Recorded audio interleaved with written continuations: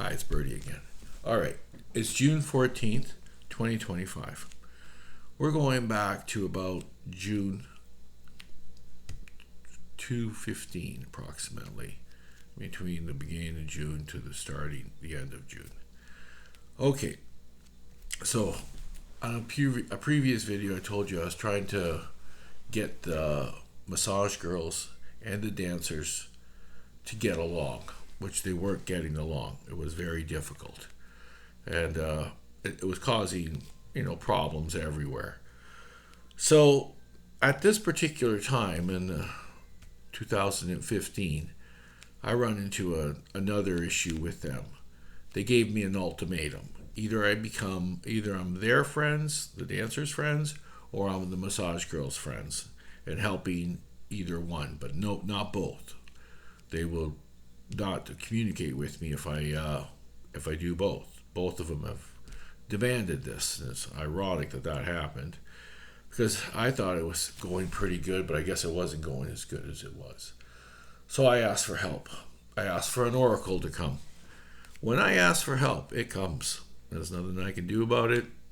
It's going to show up.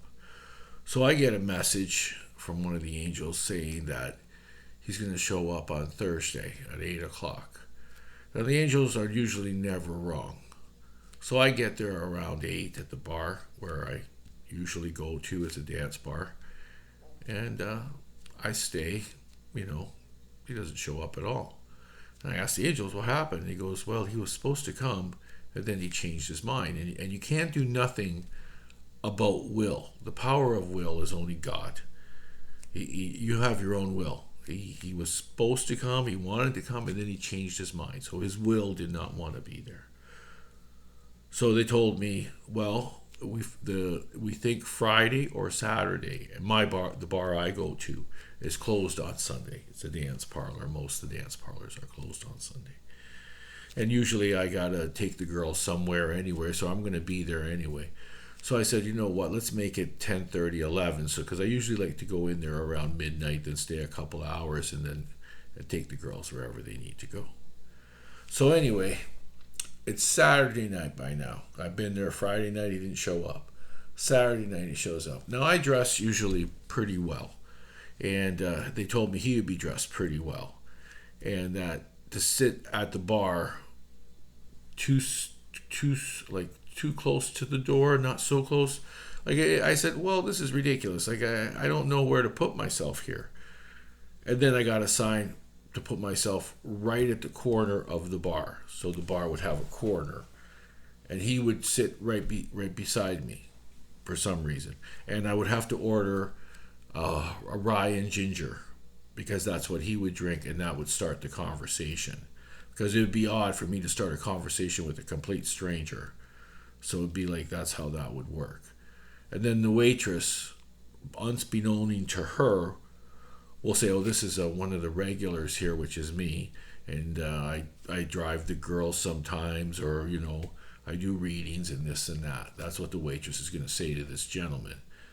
Because he's going to say, what are you drinking? And I'm going to say rye and ginger. But anyway, because I usually sit at a special spot where I only sit and nobody else sits there because it's designated for me. It's just something nice the girls have done for me. But anyway, so it's Saturday night, about 11 o'clock. I'm sitting where I'm supposed to sit, and the person comes in. And he sits right beside me, like in a stool beside me at the bar. And he says, oh, what are you drinking? And I said, I'm drinking a rye and ginger. He goes, hey, that's what I'm drinking. But I knew this already. And then the waitress comes over, and she says to the gentleman, said to the waitress, I'm going to have what he's having. Now, she knows me very well because I usually drink vodka and cranberry. And I usually only have two at the most because I'm driving. And she goes, oh, yeah, he's usually doesn't drink that. And then the conversation went on that, yeah, he's a psychic. He probably drank that because you're drinking that. And then he goes, really?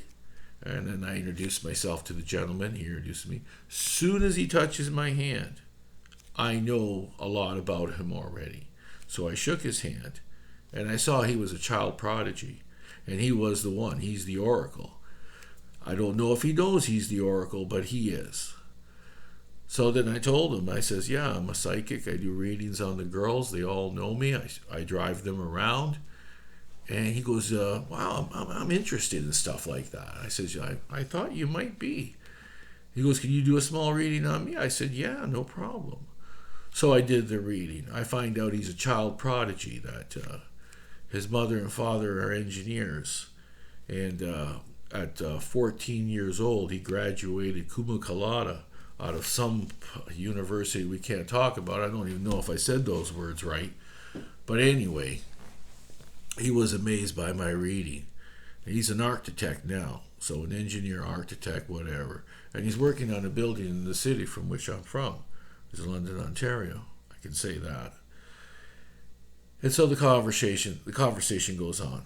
I said, I'm really interested in a part of your life where you were in some monks in, I think, some big country, Budapest or maybe Tibet or something like that. I can't always get the places exactly right, but I know he built them a building in less than a year, which should have took 3 to 4 years. And the monks were amazed, and he wanted to learn a little bit about what they did. And this is where he got the education to be an oracle. Oracles are not just born; they're taught. Well, I don't know 100% if they can be born an oracle, but usually they're taught, and they're usually very, very, very smart. And this guy was very, very, very smart. He's like 40 years old, owns his own company, was doing millions of dollars. Well, I don't know if I'm allowed to say that, but I did. And he's doing well. Money is not an object to this gentleman. He's in there for entertainment. He's a single 40-year-old. You know what I mean? So he's interested with what I want now. And I said, well, listen, I'm having a problem with 2 types of industries. The females that work in them, the massage and the dancers. They're at odds, and they're giving me an ultimatum, one or the other. He goes, that happens a lot in different cultures, religious cultures especially, which we're not going to get into, of course. But as soon as I said that, you'd understand of all the wars and everything that's been happening just because of a religious thing. But he goes, when you're dealing with a small amount of people, there's a way to get them to get along. He said that all I need to do is find a common issue that they both have. And let's be realistic, these girls are in there to make wealth. They're there to make a living. Most of them. Some of them are there to make a living just to go to college. Some of them are living just to find somebody. But it's there for the wealth to begin with. So, I got to show them that they both can make the same amount of wealth with the ideas that they have.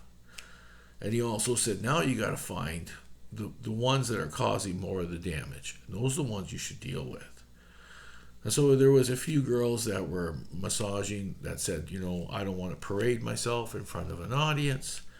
And then there's a few girls that are dancing saying, I don't want to parade myself just for one gentleman and I have to satisfy him when my job is just to show my body. And so I got to deal with these issues. I find out, because the oracle says, find out the issue of the individual.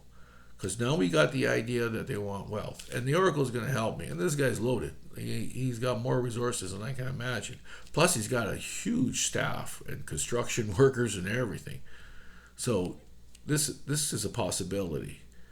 And sure enough, I find out that the one girl that is upset about the girl parading herself, that she cannot go in front of a stage. She gets butterflies. She's scared.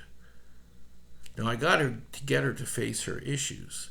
And once I did that, she understood how the other girls that are dancing on the stage can do what they do.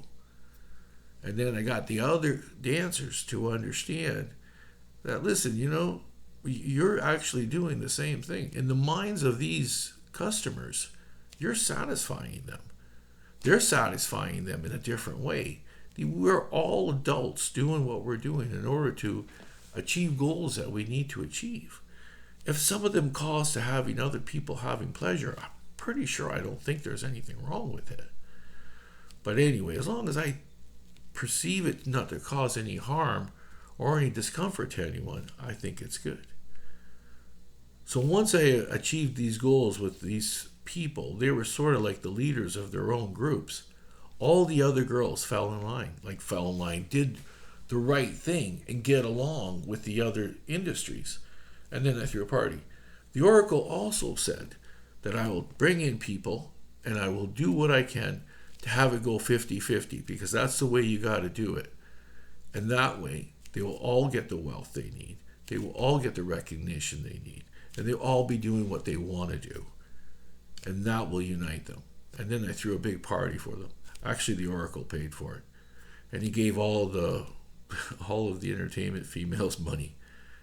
That's how wealthy this guy was. And he gave me some too. We don't need to say how much. I think that's irrelevant. But that's my story.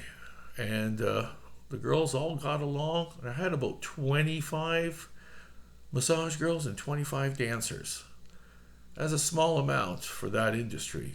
But those ones all got along.